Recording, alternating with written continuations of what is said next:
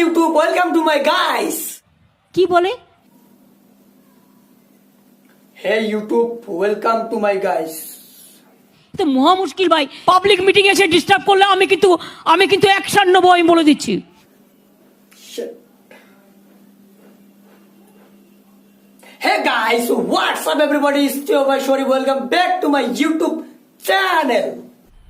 मजा आया और मैं ये जो मजा है हिंदुस्तान के हर व्यक्ति को देना चाहता हूं।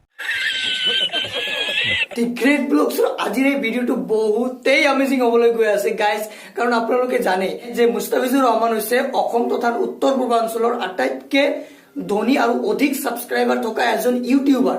আৰু এইজন ইউটিউবাৰৰ বিষয়ে আপোনালোকে এই কেইদিনমানৰ পৰা অসমৰ নিউজে হওক ইউটিউবতো হওক বহুত কথা জানিব পাৰিছে। কিন্তু এই ভিডিঅ'টোৰ মাধ্যমেদি মই আপোনালোকক দেখুৱাম যে মুস্তাফিজুৰ ৰহমানৰ কেইটা গাড়ী আছে, কি কি গাড়ী আছে, কি কি কোম্পানীৰ, এই সকলোবোৰ কথা অৰ্থাৎ মুস্তাফিজুৰ ৰহমানৰ কাৰ কালেকশ্যনৰ সমগ্ৰ দৃশ্য মই ভিডিঅ'টোৰ মাধ্যমেদি দেখুৱাম।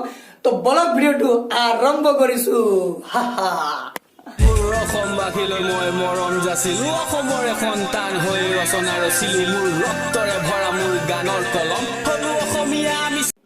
গাড়ীবোৰ এবাৰ হাইলাইট কৰি দেখুৱাই দিছো, চাওক কিমান ডাঙৰ লাইন। এই গোটেইকেইটা গাড়ীৰ মালিক হ'ল ইউটিউবাৰ মুস্তাফিজুৰ দাদা, আৰু ইয়াৰ লেম্বৰগিনি, আৰু ইয়াতে আছে কেইটামান দামী দামী বাইক। চাওক মুস্তাফিজুৰ দাদাই জীৱনত বহুত কষ্টৰ সন্মুখীন হ'বলগীয়া হৈছিল, আৰু বহু কষ্টৰ ফলত তেওঁ ইউটিউবৰ জগতলৈ আহিছিল, আৰু ইউটিউবৰ টকাৰে তেওঁৰ প্ৰথম টকাৰে এইখন স্কৰপিঅ' গাড়ী কিনিবলৈ সক্ষম হৈছিল। ভাইটি মিউজিক কোম্পানীত কৰ্মৰত এগৰাকী আৰ্টিষ্ট ছাবিনুৰ ৰহমানৰ এইখন গাড়ী, আৰু এইটো গাড়ীও মুস্তাফিজুৰ দাদাই তেওঁৰ যি ভাইটি মিউজিক কোম্পানী আছে তাৰ যোগেদি দিছিল। চাওক আন এগৰাকী আৰ্টিষ্ট তাছমিনালৈ এইখন গাড়ী মুস্তাফিজুৰ দাদাই আগবঢ়াইছিলে। ভাইটি মিউজিক কোম্পানীত কৰ্মৰত আন এগৰাকী আৰ্টিষ্ট চাহিললৈ এইখন গাড়ী গিফ্ট কৰা হৈছিল। মুস্তাফিজুৰ দাদাই এইখন গাড়ী গিফ্ট দিছিল ভাইটি মিউজিকৰ পৰা। এই তিনিটা হ'ল ভাইটি মিউজিকত কৰ্মৰত আৰ্টিষ্টসকলৰ গাড়ী, যিবিলাক ভাইটি মিউজিকৰ তৰফৰ পৰা দিয়া হৈছিলে। আৰু এয়া হ'ল জিপচি, যিটো গাড়ী মুস্তাফিজুৰ দাদাই কিনিছিল পাহাৰীয়া ঠাই ভ্ৰমণ কৰাৰ কাৰণে। আৰু চাওক কিমান ধুনীয়া, ৱাও না।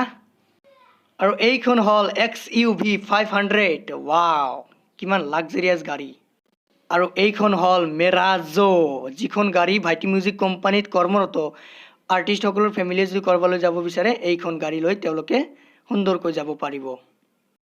আৰু এইখন হ'ল মাৰ্চেডিছ।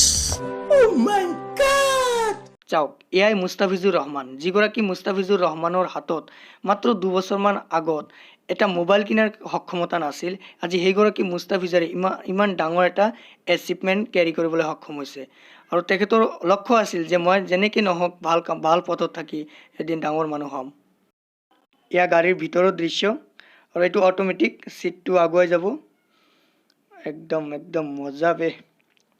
মজা লাগিছে। চাওক ৱাও, এয়া মাৰ্চেডিছ ই ক্লাছৰ গাড়ী হয়, 250। এইখন গাড়ী হ'ল লেম্বৰগিনি।